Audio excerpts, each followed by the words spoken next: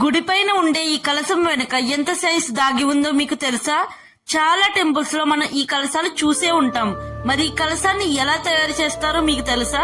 ఈ కలశాన్ని పంచలోహంతో తయారు చేస్తారు. పంచలోహం అంటే 5 metals. Gold, silver, copper, zinc and iron తో చేస్తారు. ఈ 5 మెటల్స్ కి ఎలక్ట్రోమాగ్నెటిక్ ప్రాపర్టీస్ ఉంటాయి. అంటే రాత్రి సమయంలో చంద్రుడి నుంచి మ్యాగ్నెటిక్ వేవ్స్ రిలీజ్ అవుతాయి.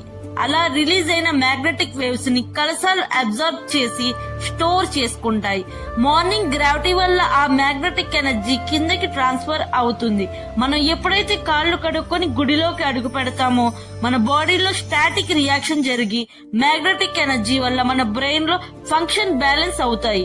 అందుకే మనం గుడిలో ఉన్నప్పుడు మన బ్రెయిన్ చాలా పాజిటివ్ అండ్ కూల్ గా ఉంటుంది.